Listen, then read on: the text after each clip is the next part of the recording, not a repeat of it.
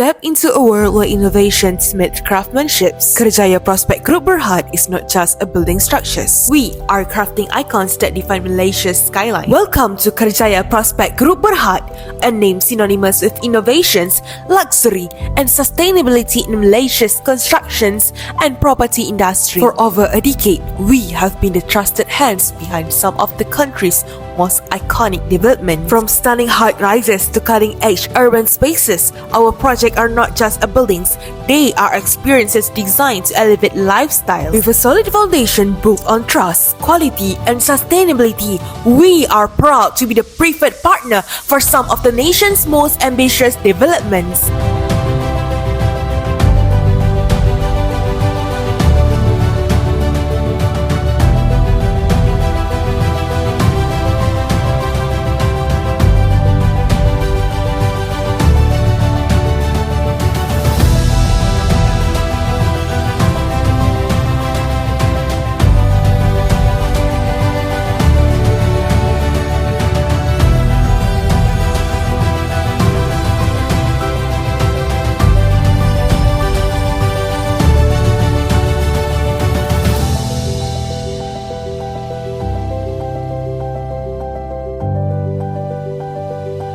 At Kerjaya Prospect, our team is not just building structures, they are crafting experiences. Guided by visionary leaderships and fueled by a patience for innovations, we turn ideas into iconic realities. Every project is a testament to our commitment to pushing boundaries and setting new industry standards.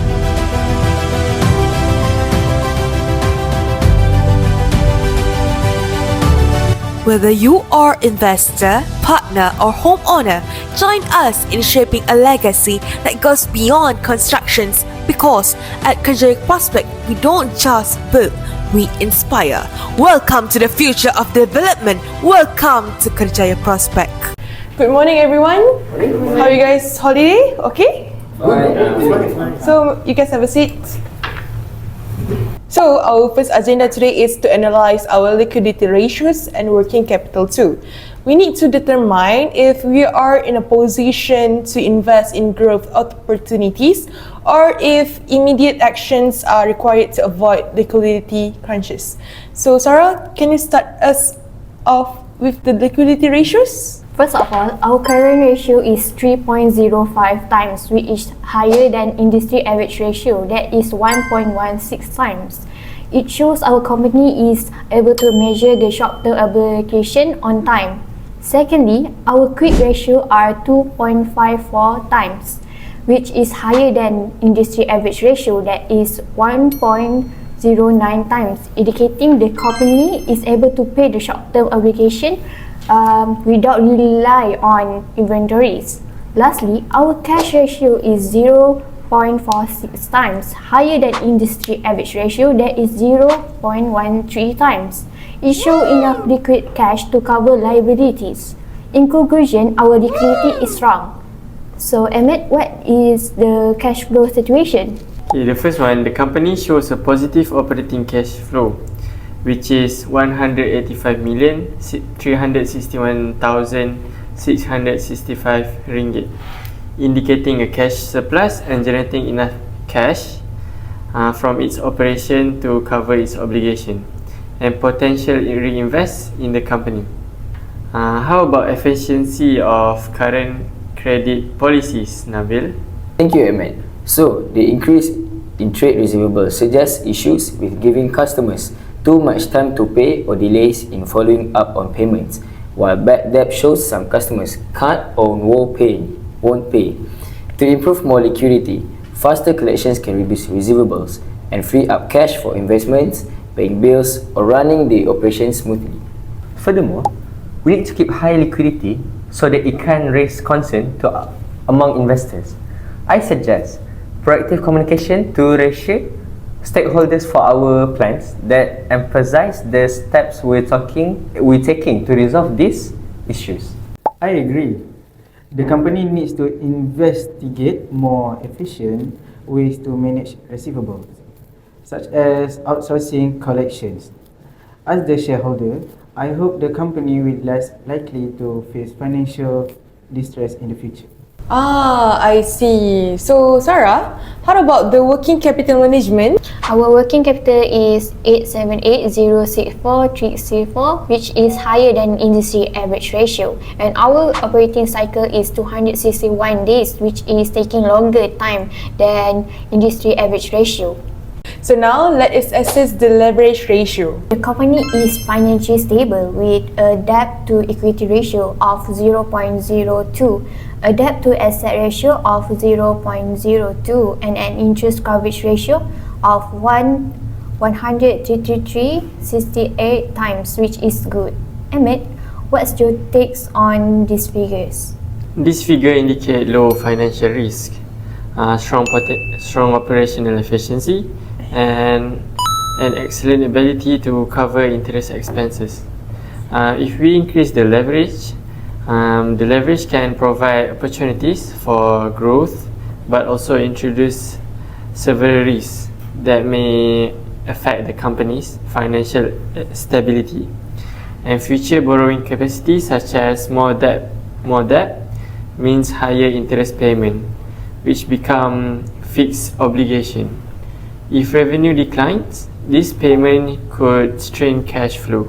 With a debt to equity ratio of 0.02, which is lower than the industry average 0.90, lower ratio, lower amount of debt. A debt to assets of 0.02, which is lower than the industry average, which is 0.39. That means company is far better because they have more assets than debt, and an interest coverage ratio of 133.68 times, which is higher than the industry average ratio. Moreover, taking on more debt reduces cash available for daily operation and limits the ability to handle unexpected costs. It can force the company to focus on repayment instead of investing in growth, slowing long-term progress. More debt also increases financial risk and can make borrowing harder or more expensive in the future. I support equity financing over additional debt. However, any equity issuance should consider the impact of ownership and dividend. Good points. We will explore financing options, equity issuance, and tighter receivable management. Next, let's evaluate our efficiency ratios. Sarah, please take the lead. The company asset turnover ratio is 0.90, better than our industry average ratio that is 0.12 times. It's significantly higher. It indicates that the company is efficiently using its asset to generate revenue. The inventory turnover ratio that is 5.90 times versus 7.44 is below the benchmark, reflecting slower inventory movement, leading to higher holding costs and potential risk of obsolescence. However, the receivable turnover ratio is 1.649 versus 0.21 is lower, showcasing the company inefficiency in converting receivable into cash, which does not support the better liquidity management. How about the inventory management, Emmett? About the inventory management, a lower inventory turnover ratio indicates inefficiency in inventory management, possibly due to overstocking or slow-moving product. I think we should adapt using demand forecasting tools to better align inventory levels with market demand and reduce safety stocks level for items with predictable demand pattern. I also like to add there's room for improvement in generating revenue from existing asset. For example, focus on high margin products to maximize revenue per sale. Workforce productivity may be contributing to inefficiencies since the inventory turnover ratios. We should offer training programs, focus on inventory management and sales optimization. I would like to see detailed plans for better asset utilization and inventory management to ensure these improvements reflect in shareholder returns. I got it. So we will focus on better inventory practices, stricter credit policies, and optimizing asset use. Lastly, let's move to profitability ratios. Sarah, can you guide us through the data? The company profitability ratios shows mixed performance. The gross profit margin that is 13.42% versus 2.64 industry average is significantly higher, indicating the company retains more revenue after covering the cost of goods sold, reflecting strong pricing and cost efficiency. However, the net profit margins that is 8.94% versus 12.12% industry average is below the benchmark, suggesting weaker control over operating and non-operating expenses, leading to less profit available for shareholders. The return on assets ROA is 8.05% versus than 2.42% industry average. Is much higher, showing efficiency utilization of assets to generate earnings.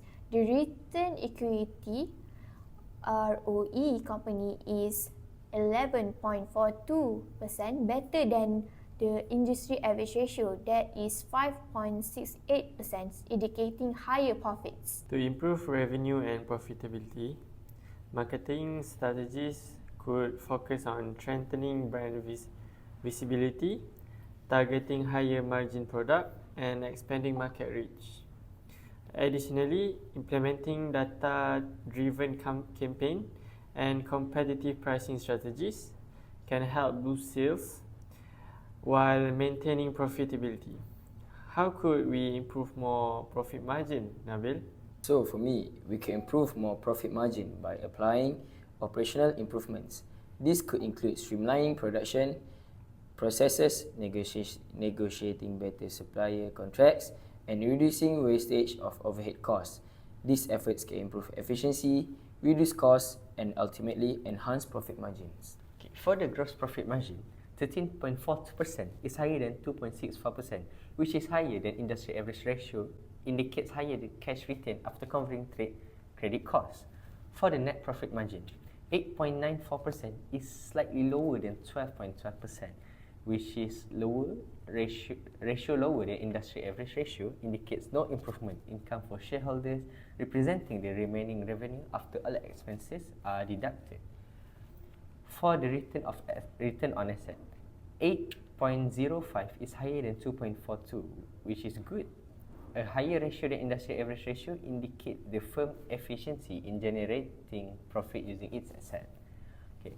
Last, return on equity, 11.42% is higher than 5.98%, which is a good ratio than industry average ratio, reflect the company effectiveness in generating returns for shareholders per ringgit Malaysia of investment.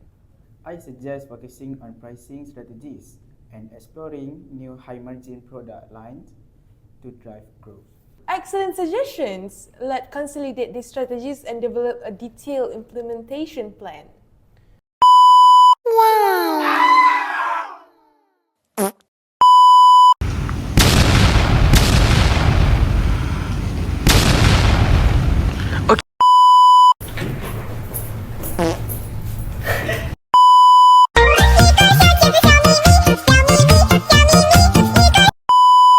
Thank you, Ahmed. The increase in trade receivables suggests issues that 4 times, which is higher than industry.